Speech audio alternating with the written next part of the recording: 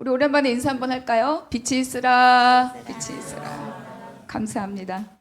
자, 오늘 우리에게 주시는 말씀 로마서 5장입니다. 로마서 5장 6절로 8절까지의 말씀. 5장 6절로 8절까지의 말씀 우리 모두 한 목소리로 함께 봉독하겠습니다. 우리가 아직 연약할 때 기약대로 그리스도께서 경건하지 않은 자를 위하여 죽으셨도다. 의인을 위하여 죽는 자가 쉽지 않고 선인을 위하여 용감히 죽는 자가 혹 있거니와 우리가 아직 죄인 되었을 때 그리스도께서 우리를 위하여 죽으심으로 하나님께서 우리에 대한 자기의 사랑을 확증하셨느니라. 우리 8절만 한 번 더 저와 함께 다 같이 한번 같이 봉독하겠습니다. 시작. 우리가 아직 죄인 되었을 때 그리스도께서 우리를 위하여 죽으심으로 하나님께서 우리에 대한 자기의 사랑을 확증하셨느니라. 아멘. 지난주 우리는 하나님이 시작하신 삶이라는 제목으로 복음과 삶의 관계를 살펴보았습니다. 우리의 존재는 누구냐? 하나님께 속한 자이다. 우리의 정체성의 출처가 그냥 어쩌다 우연히 생겨난 그런 존재가 아니라 하나님께 속해 있고 하나님으로부터 출발된 존재다. 이것이 우리가 기억해야 될 우리의 정체성입니다. 그리고 하나님이 이 땅에 우리에게 존재하시는 존재 방식이 뭐냐? 사랑으로 존재하신다. 그 사랑은 추상적인 개념이 아니라 그랬어요. 역사 속에 나타난 사건, 십자가로 증명된 사건으로 우리에게 그 사랑이 무엇인지 그 실체를 우리에게 보여주셨다. 그렇게 함께 말씀을 나누었습니다. 그래서 우리의 삶은 무엇이냐? 사랑을 받기 위한 삶이 아니라 이미 사랑받은 자로서 살아가는 삶이다. 이렇게 말씀을 함께 나누었죠. 여러분 다 기억하시죠? 그래서 하나님이 시작하신 삶이란 무엇인가? 내가 노력해서 쟁취하고 성취하는 삶이 아니라 하나님이 이루어 가실 일들, 하나님이 이미 우리에게 주셨고 하나님이 앞장서 이끌어 가시고 하나님이 이루어 가실 그 일들을 우리가 믿음으로 따라가는 삶이라고 말씀을 나누었죠. 그래서 우리의 확신은 내가 얼마나 잘했는가, 그것으로 오는 나의 확신이 아니라는 거예요. 누가 이 일을 시작했는가, 누가 이 역사를 시작했는가, 누가 이 일을 시작하는가, 누가 이끌어 가시는가, 그분에 대한 신뢰로 우리 지금의 삶에 대해서 확신하고 있는 거죠. 그래서 내 신앙의 확신은 나에게 있지 않다. 내 신앙의 확신은 나의 상태를 점검하여서 스스로 만족하는 것이 아니라는 겁니다. 때로 우리는 나 요즘 괜찮아. 새벽 예배도 열심히 드리고 매일 한 줄도 쓰고 성경도 목사님이 표해 주신 대로 하나도 빼놓지 않고 다 읽고 나 요즘 괜찮아. 약간 복도 좀 주실 것 같아. 그 삶도 중요하지만 그 삶이 우리를 규정하는 것이 아니라는 거예요. 더 크게 우리에게 이미 주신 삶, 이미 주신 사랑으로부터 우리가 출발하고 있다는 것을 기억할 수 있기를 바랍니다. 자, 하나님이 나타내셨고 보내셨고 그리고 먼저 우리를 사랑하셨다. 여러분, 저와 여러분은요, 사랑받은 자입니다. 이미 사랑받았고 사랑받고 있고 우리가 죽기까지 우리를 사랑하시는 그분이 나의 주인이신 것을 다시 한번 기억할 수 있기를 바랍니다. 그래서 오늘은 로마서 말씀을 통해서 하나님께서 이미 우리에게 주신 사랑, 우리를 향한 그 사랑이 어떻게 다시 한번 확증되었는가, 그리고 그 확증된 삶, 사랑으로 확증된 삶은 우리로 하여금 어디를 향하여 살게 하는가, 이것을 함께 나누려고 합니다. 우리가 오늘 5장을 살펴볼 건데 5장에 가려면 1장부터 4장에 있는 이 사전 지식이 너무 중요합니다. 1장부터 4장까지는 한마디로 말하면 칭의에 관한 말씀이에요. 그래서 예수 그리스도를 통해서 얻은 의, 그것을 칭의라고 하죠. 그래서 칭의에 대한 말씀이 1장부터 4장까지 이어집니다. 여러분, 복음을 한마디로 정리한다 그러면 복음이 무엇입니까? 라고 물어본다면 우리는 복음은 예수 그리스도입니다. 이렇게 답할 수 있어야 돼요. 이것을 조금 더 설명한다면 복음에는 하나님의 의가 나타났다. 이렇게 1장에 또 3장에 기록합니다. 그래서 어떻게 이것이 복음이 되느냐는 거예요. 하나님께서 백성들에게 먼저 뭘 주셨죠? 율법을 주셨어요. 율법을 따라오면서 그 마음이 기경되어서 하나님 앞으로 나오라, 이렇게 주신 것이 율법인데 사람들은 율법을 행위로만 지키고 그 마음은 따라가지 않았다는 거죠. 그래서 율법의 행위로는 하나님 앞에 의롭다 여김을 받을 수 있는 육체, 인간이 한 명도 없다. 이것이 율법에 대한 정리입니다. 그래서 하나님의 의롭다고 여김을 받아야 우리가 다시 하나님 앞으로 나아갈 수 있고 하나님께 속한 자로, 하나님의 자녀로, 하나님의 상속자로 살 수 있는데 율법으로는 그 자리로 갈 수 없다는 거예요. 그래서 우리에게 무엇을 주셨느냐?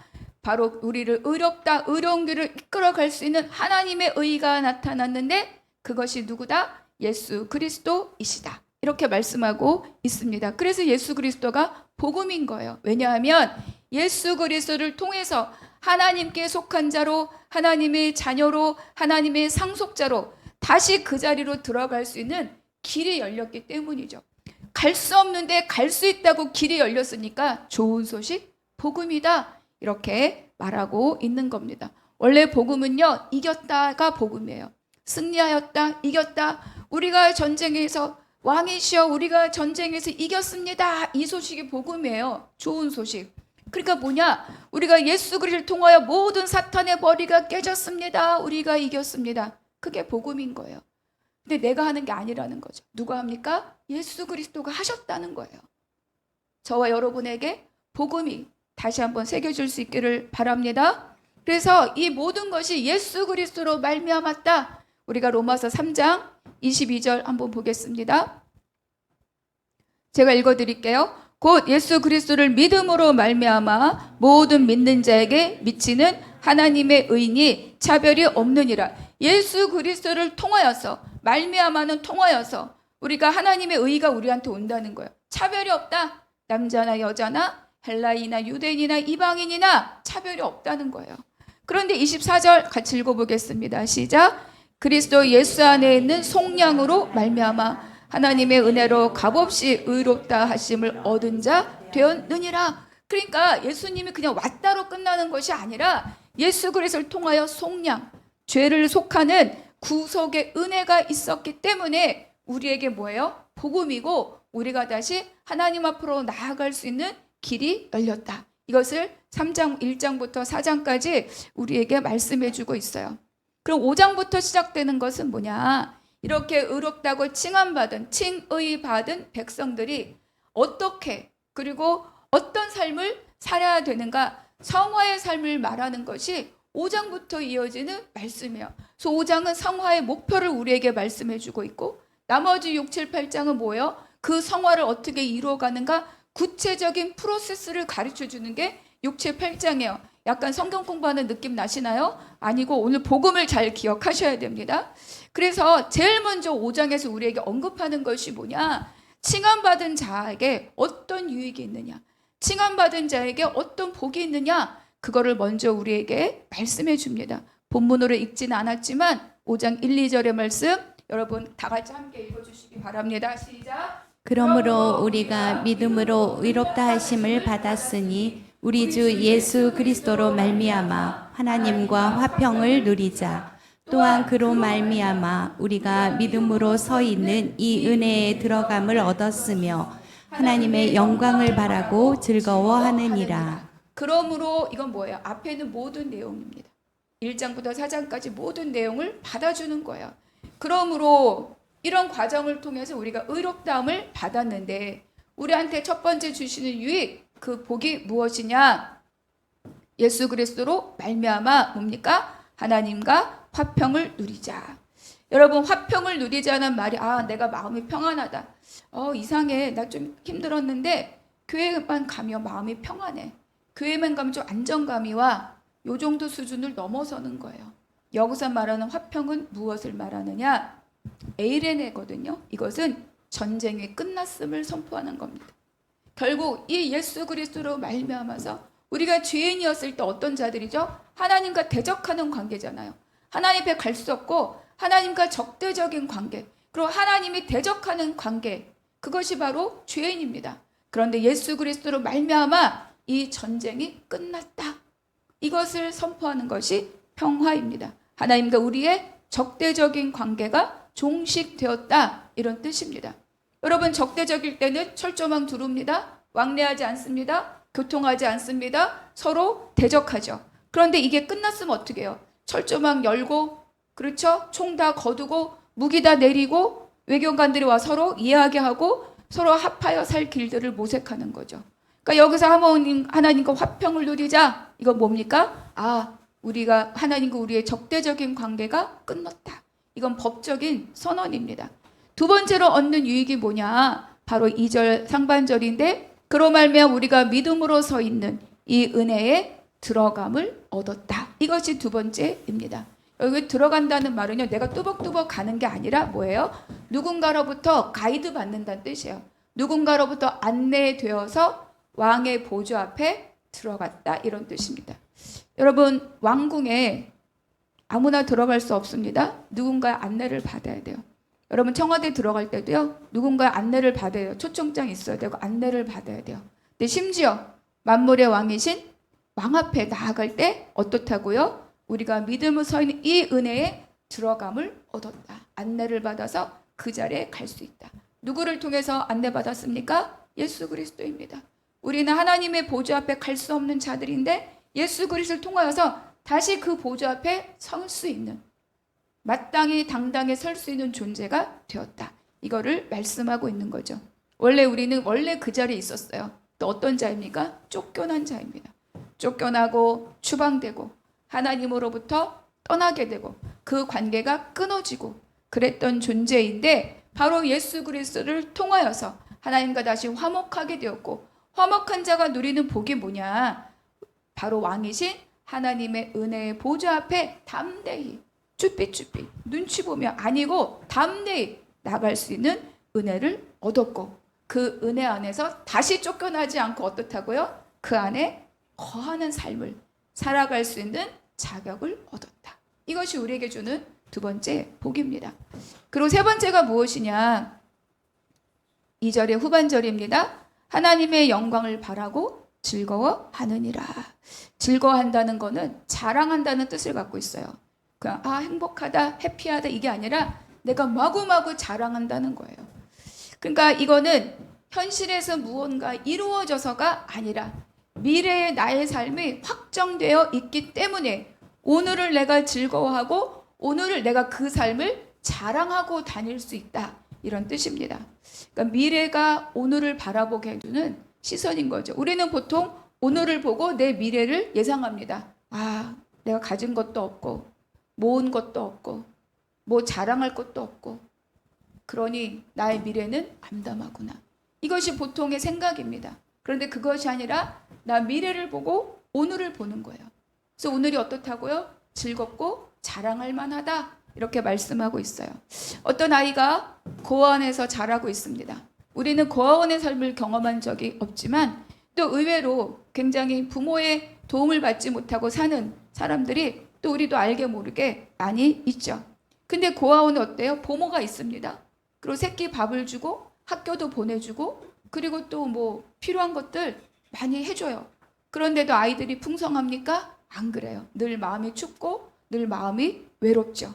그러니까 어디에도 속하지 않은, 많은 엄마 아빠가 있지만 내 엄마 아빠는 없는 그런 삶을 아이들이 사는 거예요. 그런데 그러다 어느 날 한 아이에게 이런 소식이 전해지는 거죠. 야, 다 끝났어. 서류도 끝났고 다 사인했어. 이제 모든 거 다 끝났어. 네가 갈 가정이 정해졌어. 너 며칠만 있으면 그 집으로 입양된다. 그분들이 너희 엄마 아빠가 되는 거야. 너희 집이 되는 거야. 네가 살 곳이 되는 거야. 다 끝났어. 사인 다 했어. 라는 소식이 이 아이에게 들려지는 거죠. 너 이제 며칠 후면 그 집 가면 돼. 이 소식입니다. 이 소식을 들은 이 아이의 오늘 하루는 어제와 다르지 않지만 오늘 하루는 어때요? 다르다는 거죠. 아직 그 집에 들어가지 않았고, 아직 그 집 방 침대에 눕지 않았고, 아직 그 집에 엄마가 해주는 밥을 아직 먹어보지 못했고, 그 집에 있는 남자와 여자를 엄마와 아빠로 내가 불러보지 않았으나, 그러나 곧 그 집에 가서 그분들이 갖고 있는 모든 것들을 내가 다 누릴 수 있는 자격이 주어졌다는 것으로 오늘 여전히 고아원에 있고 여전히 마음이 추운 시간이지만 이제는 더 이상 춥지 않은, 그래서 즐거워하고 그래서 자랑하는 그 삶을 산다는 거예요. 그래서 우리가 하나님이 약속하신 삶의 보증이 오늘 우리를 어때요? 여러 가지 환경이 있지만 그곳에서 즐거워하고 그곳에서 자랑할 수 있는 삶으로 우리를 만들어준다는 거죠.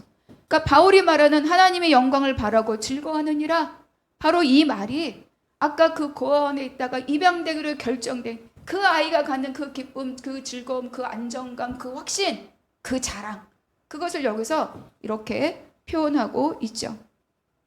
그래서 예수 그리스도를 통해서 하나님의 자녀로 상속자로 확정받은 우리의 삶은 아직 완성되지는 않았으나 이미 하나님의 부여 안에 참여하는 자로 확정되었기 때문에 오늘은 어때요? 그 자격을 갖고 이긴 삶을 살아갈 수 있고, 그렇기 때문에 즐겁고 자랑할 만하다, 이렇게 말씀하고 있어요. 저와 여러분이 그런 삶이 이미 이루어진 줄로 믿습니다. 그래서 바울이 이어서 말하는 거예요. 그런데 다만 이뿐 아니라, 약간 초치는 느낌이 좀 나죠. 다만 이뿐 아니라, 이 세 가지 형태의 유익만 있는 것이 아니라 우리에게 뭐가 있다? 환난이 있다, 이렇게 말씀합니다. 그러니까 하나님의 영광을 바라고 즐거워하는 사람은 환난이 있어서 나쁘다가 아니에요. 환난이 있어도 어때요? 무너지지 않고 오히려 환난 속에서 즐거움을 발견하고 살아갈 수 있다, 이렇게 말하는 거예요. 뭐 이거는 예를 들어서 그럴 리 없겠지만 아이가 입양에 확정됐어요. 근데 그거를 시기하고 질투하는 사람이 그 아이를 몰래 데려다가 밥숟갈을 뺏어버리고 그 아이를 쥐어받고 또 그 아이를 어때요? 툭툭 치고 다니고 왕따 시켜도 아이는 좌절합니까? 소망을 갖습니까? 소망을 갖죠. 왜? 나 며칠 있으면 그곳에 갈 수 있기 때문에. 나는 이곳에서 끝나는 삶이 아니라 나는 그곳에서 새로 사는 삶을 나에게 보장받았기 때문에 이 땅에서의 그곳에서의 어려움들, 시기와 질투와 왕따와 이런 삶이 그 아이를 무너뜨릴 수 없다는 거예요. 그러니까 우리의 삶도 마찬가지라는 거죠. 우리는 그때 가기 전에 이 땅에서 마땅히 살아가야 될 우리의 시간이 주어져 있어요. 그러니까 하나님 앞에 의 안에, 하나님의 의 안에 사는 삶은 내 힘으로 닿을 수 없는 너무너무 큰 유익을 보장하고 있으나 우리가 정말로 마지막 그때에 거기에 다다르기까지 여기서 우리가 살아내야 할 시간이 있다는 거죠. 여러분, 인생은 만만치 않습니다. 삶은 단순하지 않아요. 그래서 우리가 미래를 소망하고 오늘을 살 때 우리에게도 환난이 없는 삶이 아니고 고난이 없는 삶이 아니지만, 그러나 그 확신이 오늘 우리를 넉넉히 그것을 감당하며 살아갈 수 있도록 우리를 북돋아주고 우리를 힘있게 해주는 능력이 된다. 그것이 오늘 3절과 4절에서 우리에게 말씀해 주는 거죠. 그래서 화목함, 하나님의 은혜 안에 들어감, 미래의 영광을 자랑함이 오늘 이 땅을 살아가는 환난의 현실을 대하는 이 자세에 어떤 차이를 만들어주는가? 환난 가운데에도 소망 안에서 즐거워하기도 하지만 환난 중에서도 어때요? 즐거워하는 삶을 살 수 있다. 그러니까 똑같이 환난을 당해도 내가 예수 그리스도의 안에 사는 삶의 태도와 오늘을 오늘밖에 누리지 못하는 사람이 사는 태도가 어때요? 다르다. 저와 여러분 그런 다른 삶을 살고 있습니까? 다른 삶을 살 수 있다는 것을 믿으시기 바랍니다. 그래서 여러분, 소망 중에 환난 중에 즐거워한다는 말은 환난 자체를 즐긴다는 말이 아니에요. 환난 자체를 즐긴다면 얼마나 가학적입니까? 환난 자체를 즐긴다는 말이 아니라. 근데 여러분, 어떤 사람은요, 자기가 뭔가 하나님한테 잘하지 못하는 죄책감, 그 죄책감을 상쇄시키기 위해서 환난을 즐겨. 아, 나 이런 고난이 왔으니 무언가 내가 이것으로 값을 치르리라. 내가 무언가 주님 앞에 헌신하지 못하고 잘 살지 못하는 것에 내가 이 고난으로 값을 치르리라. 이러는 사람도 가끔 있어요. 또 어떤 사람은 저 사람은 평생 고난이라는 걸 모르고 살았기 때문에 진짜 예수 믿는 삶의 절박함을 몰라. 진짜 예수 믿는 사람의 그 감사를 몰라. 그 은혜를 몰라. 이렇게 말하는 사람도 있죠. 환난은 우리를 의롭게 만드는 도구가 또는 의롭게 만드는 방법이 절대로 아닙니다. 우리를 의롭게 만드는 방법은 오직 예수 그리스도죠. 그런데 환난을 통해서 우리에게 주는 유익이 뭐냐는 거예요. 가장 중요한 유익은 뭡니까? 우리를 밝히 드러나게 하는 거예요. 진짜와 가짜를 구별하게 하고, 중요한 것과 중요하지 않은 것들을 구별하게 하고, 나의 삶의 우선순위를 재정립시키는 것이 환난이 주는 유익입니다. 내 인생에서 우리가 너무너무 필요할 거라고 생각되는 많은 것들이 있어요. 돈이 필요하다, 건강이 필요하다, 명예가 필요하다, 학벌이 필요하다, 인맥이 필요하다. 여러분 다 필요합니다. 필요하지 있으면 좋죠. 그러나 그것이 내 인생의 목적이 될 수 없다는 거예요. 여러분 결정적인 순간에 내 생명의 위급함을 당할 때 여러분 무엇이 우리를 해결해 줄 수 있습니까? 아무것도 해결해 줄 수 없어요. 그래서 결국 환난은 자신과 앞날에 대한 불안이나 염려 때문에 자기 나름대로 깊숙하게 내 내면 안에 쟁여놓은 그 우상들을 드러내고 그것을 제거해 주는 것이 바로 환난이 우리에게 주는 유익이고 기쁨입니다. 그럴 때 우리가 진짜로 어때요? 하나님의 영광을 즐거워하는 그 삶이 무엇인지를 제대로 알고 누리는 삶을 살아갈 수 있다. 이렇게 오늘 우리에게 말씀해 주고 있습니다. 그래서 환난이라고 하는 것은 그 미래적 확신이 오늘의 현실을 견디게 하는 힘이고 능력이다. 여러분 그것을 믿으시기 바랍니다. 근데 우리가 중요한 게 있어요. 이 환난의 과정을 우리가 환난은 연단은 소망 이렇게 갈 때 이걸 혼자 가도록 하나님이 두시지 않는다는 거예요. 자, 내가 예수 그리스도를 너에게 줬지, 십자가 했지, 자, 네가 잘 견뎌봐. 이건 하나님의 성품이 아닙니다. 우리가 5절 한 목소리로 함께 읽겠습니다. 시작. 소망이 우리를 부끄럽게 하지 아니함은 우리에게 주신 성령으로 말미암아 하나님의 사랑이 우리 마음에 부은 바 됨이니. 성령으로 말미암아 하나님의 사랑이 우리 마음에 부은 바 됨이니. 신기하게 로마서에서 성령이라는 단어 여기서 처음 나와요. 1장, 2장, 3장, 4장 아직 안 나와요. 근데 여기서 성령이라는 단어가 처음 나옵니다. 이 성령을 통해서 우리에게 이 단어를 여기서 노출시키면서 우리에게 하시고자 하는 그 말씀이 뭐냐? 하나님의 사랑이 우리 마음에 부은 바 되었다. 이것을 깨달아 알게 해주는 것이 뭐라고요? 성령이다. 이렇게 말씀하고 있어요. 에베소서 1장 3절부터 14절 쭉 따라가보면요. 삼위 하나님의 이 모든 구속사역에 무슨 역할을 하셨는가 나와요. 성부 하나님이 계획하시고 성자 하나님이 성취하시고 성령 하나님이 우리를 인치시고 보증하셨다. 이것이 에베소서 1장에서 말씀하시는 그 말씀이에요. 그런데 그 다음이 있어요. 그 다음에 뭐라고 하느냐? 바울이 기도합니다. 너에게 지혜와 계시의 영이 있어서 하나님을 알게 하시고, 또 기도합니다. 마음의 눈을 밝히사 부르심의 소망이 무엇이며 성도의 기업의 풍성함이 무엇인지 알게 하기를 원하노라. 이것이 바울의 기도입니다. 여러분 우리가 하나님을 아는 것은요, 문자로 시작할 수도 있고 잠깐의 은혜로 시작할 수도 있고 잠깐의 감동으로 시작할 수도 있지만 그것을 끝끝내 붙들고 환난의 과정을 즐거움으로 갈 수 있는 힘과 능력은 어디서 오느냐? 바로 성령께서 우리에게 부어주시는 그 은혜로, 그 능력으로 감당한다는 것을 우리는 알 수 있어야 합니다. 여러분 우리가 어떤 의지적인 결단으로 살아가지지 않아요. 또 어떤 나의 어떤 결심으로 살아가지지 않아요. 우리가 그것을 넉넉히 감당할 때는 무슨 은혜가 필요합니까? 성령이 우리에게 부어주시는 그 하나님의 은혜를 깨달아 아는 것이 우리에게 있을 때 가능한 거죠.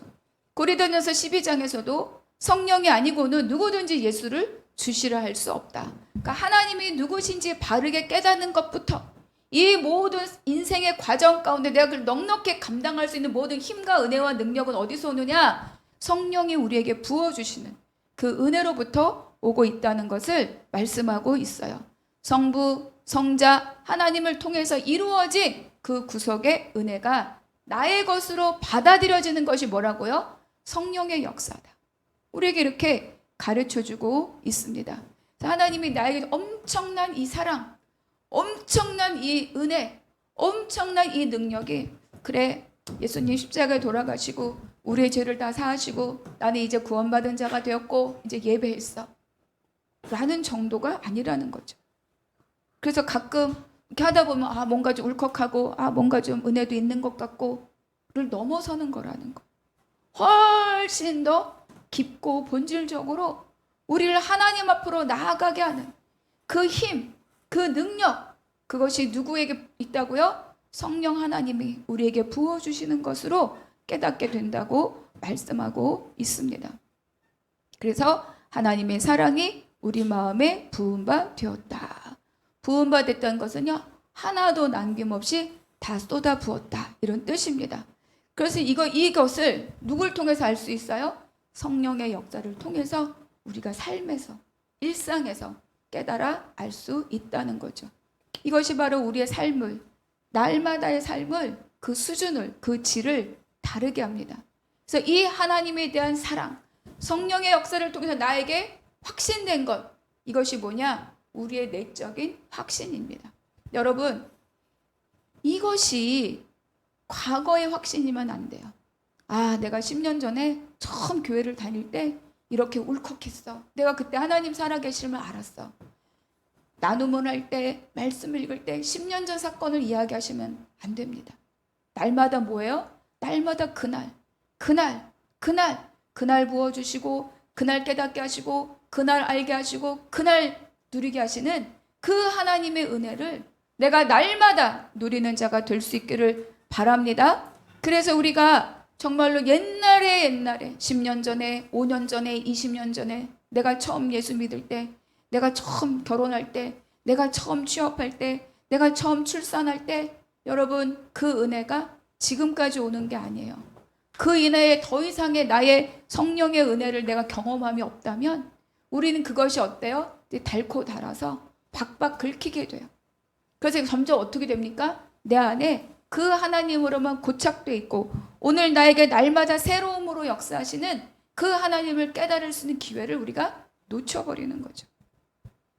그래서 이 확신은 날마다 새롭게 부어주시는 하나님의 은혜인 것을 믿으시기 바랍니다. 그래서 과거 언제 그때 경험한 은혜가 아니라 날마다 오늘을 살아가도록 붙들어 주시는 은혜입니다. 그래서 여러분이 기도할 때, 여러분의 마음이 하나님을 바라볼 때, 그때마다 놀라운 사랑이 저 여러분의 마음을 넉넉하게 채워주심을 기대하고 믿고 누리는 저와 여러분이 되기를 바랍니다. 여러분, 이것은요, 감정으로 또 느낌으로가 아니에요. 그것은 말할 수 없는 확신입니다. 그리고 바울은 우리에게 이 하나님의 아낌없이 부어준 이 사랑이 우리에게 어떻게 확증되었는가, 추상적으로 나만 주관적으로 느낄 수 있는 내면의 확신이 뿐만 아니라 객관적인 사실로도 그것을 다시 한번 우리에게 증거합니다. 성령께서 우리 마음에 깨닫게 하신 그 하나님의 사랑이 막연한 위로나 내 어떤 느낌, 이것이 아니라 다시 한번 역사적인 사건으로 우리를 이끌어 가는 거죠. 언제 그러냐? 우리 6절, 8절, 10절에 있는 짧은 말 9절 같이 읽겠습니다. 시작. 우리가 아직 연약할 때, 우리가 아직 죄인 되었을 때, 우리가 원수 되었을 때, 이렇게 읽힙니다. 연약할 때라는 것은 스스로 구원의 능력이 없다는 뜻이에요. 내가 여전히 자유함으로 나갈 수 있는 능력이 없고 여전히 노예된 상태다. 그거를 우리에게 말해줍니다. 여러분, 애굽의 노예로 있을 때 스스로 애굽 밖으로 나오지 못했습니다. 바벨론 포로로 있을 때 스스로 가나안으로 돌아오지 못했죠. 어떻게 가능했습니까? 하나님의 구원의 역사가 있을 때 가능한 거예요. 그것이 우리의 연약함입니다. 나는 스스로 구원할 수 없고, 나는 선행으로 구원할 수 없고, 나는 내 도덕심으로, 선한 양심으로 구원할 수 없다. 그것이 연약할 때입니다. 우리가 아직 죄인 되었을 때 스스로 구원할 수 없는 노예살이에서 멈추는 것이 아니라 적극적으로 죄를 일삼는 상태입니다.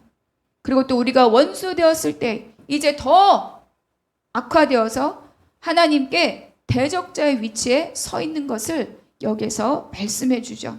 본격적으로 하나님의 대적자의 모습을 갖게 되는 것입니다. 마치 애굽에서 모세가 바로에게 하나님을 이야기할 때 바로의 반응이 무엇이었죠? 여호와가 누구간대입니다. 그게 누구야? 딴 게 뭐가 필요 있어? 내가 신인데. 이런 반응인 거죠. 로마서에 이렇게 말합니다. 마음에 하나님 두기를 싫어한다. 그런 마음의 상태를 말해주는 거죠. 골로새서에서 말합니다. 전에 악한 행실로 멀리 떠나 마음으로 원수가 되었던 그 상태. 이거는 신분적으로도 칭의가 되지 않은 것도 있지만 신분적으로도 하나님 앞에 의롭다함을 얻었으나 그러나 어때요? 내가 내 내면이 나의 내적인 은혜가 하나님 앞에 나아가지 않는 모든 상태들을 여기서 말씀해줘요. 여러분은 그런 경험이 있는지 모르겠지만 없기를 바랍니다. 저는요 가끔 한동안 너무너무 기도가 하기 싫었어요. 기도하러 새벽에 왔는데 기도하기 싫어서 집에 갑니다. 말씀을 읽으려고 교회에 왔는데 집에서 잘 안 읽히니까 말씀을 읽으려고 교회에 왔는데 말씀이 읽히지가 않아요. 너무 화가 나요. 너무 열이 뻗쳐요. 너무 분통이 터져요. 너무 원망스러워요. 마음으로 하나님을 거역하는 겁니다. 왜? 내 현실이 싫으니까. 내가 당한 상황이 너무 싫으니까. 너무 힘드니까. 너무 무서우니까. 그 마음을 여기서 말하는 거예요. 마음에 하나님 두기를 싫어한다. 하나님이 일하시고 있다는 것을 믿기 싫고 인정하기 싫고 받아들이기 싫습니다. 악한 행실로 멀리 떠나 마음으로 원수가 되었다. 하나님은 하나님대로, 나는 나대로. 그래서 오히려 말씀 읽고 기도하는 게 숙제처럼 억지로 한 장 읽고 두 장 읽고 세 장 읽지만 은혜가 없어요. 기도도 억지로 방언을 하지만 영혼이 없어요. 자기가 알아요. 기도할 때 내 영이 같이 움직이는지, 말씀 읽을 때 하나님의 은혜로 이 말씀의 깊이가 깨달아지는지. 숙제로라도 꼬박꼬박 하는 것도 은혜입니다.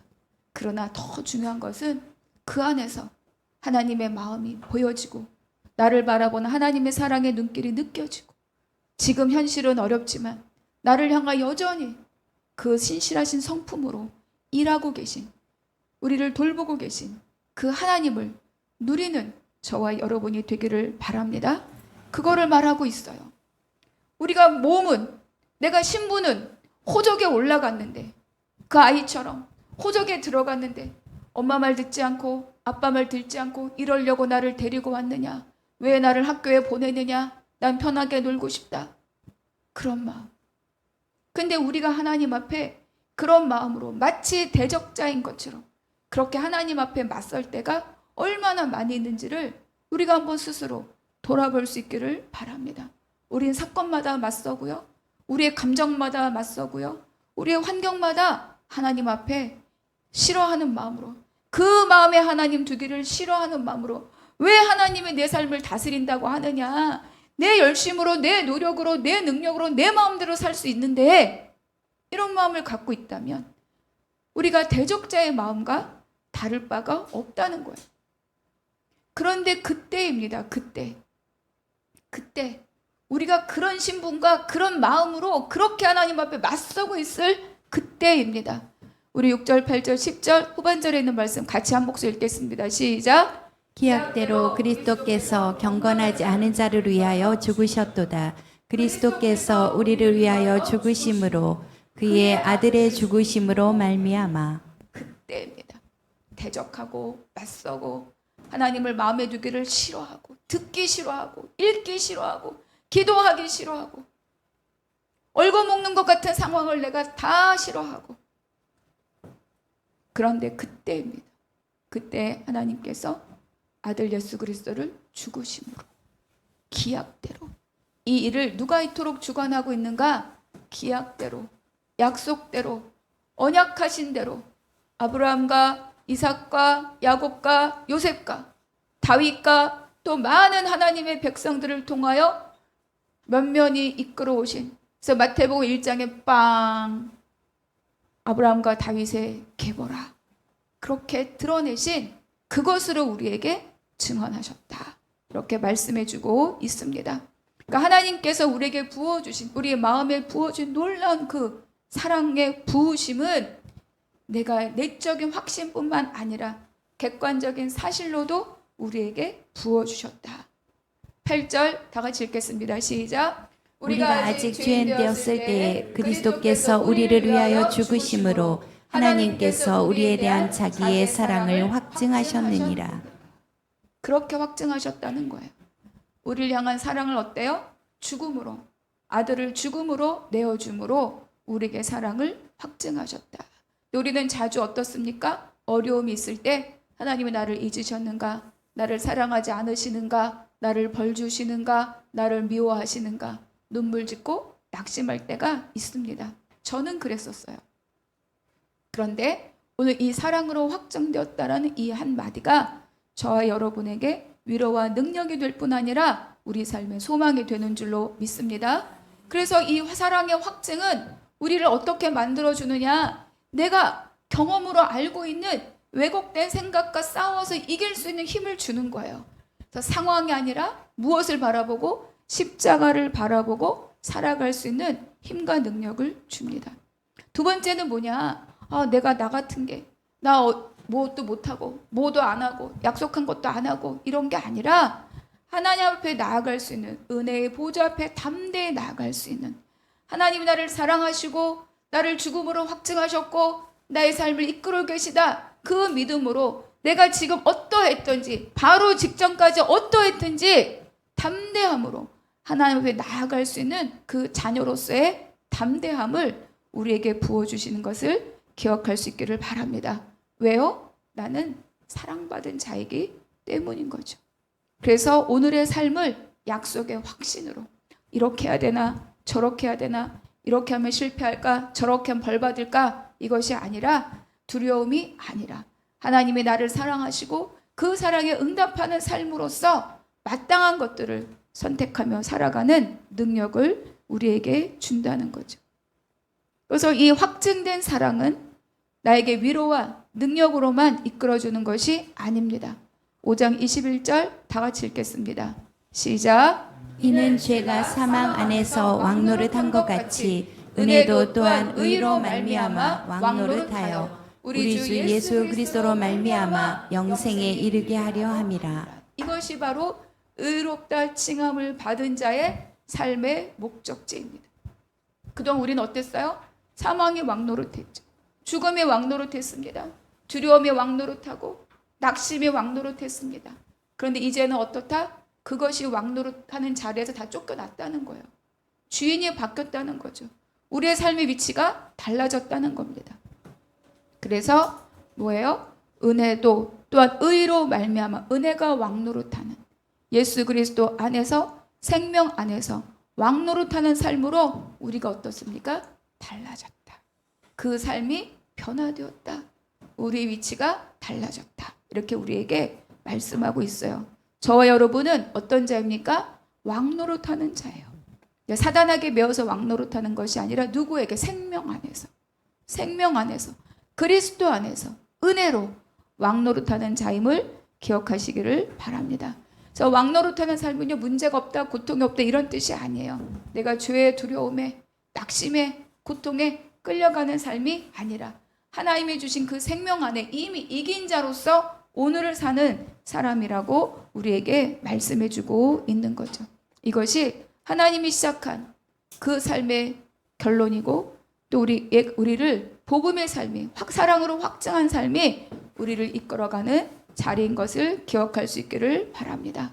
여러분, 우리가 믿음으로 하나님을 즐거워하는 삶은요, 거저 얻어지는 삶이 아닙니다. 그 삶은 우리에게 하나님의 말씀을 묵상하며 하나님의 어떤 분인지를 깨닫고, 내가 기도하며 그 깊이에 들어가고, 그리고 내가 어떤 상황에서도 예수 그리스도를 바라볼 때, 그때 우리가 누릴 수 있는 복된 삶인 것을 기억할 수 있기를 바랍니다. 그 삶이 저와 여러분을 세상에서 나고자가 되게 하는 것이 아니라 어떤 상황 가운데도 하나님의 백성으로서 넉넉히 이기는 자의 삶으로 우리를 부르고 있다는 것을 기억하며 하나님의 은혜 안에서 왕노릇하는 저와 여러분이 되기를 주님의 이름으로 축복합니다. 아멘. 기도하겠습니다. 주님, 우리의 과거가 어떠하였든 하나님께서 사랑으로 확증된 그 삶을 우리에게 불러주셔서 감사합니다. 두려움이 아니라 주님의 주신 생명으로 오늘을 살게 하여 주시옵소서. 확증된 사랑 안에서 생명 안에 거하며 왕노릇하는 자의 삶으로 살아가게 하여 주시옵소서. 감사하고 우리 주 예수 그리스도 이름으로 기도하옵나이다. 아멘.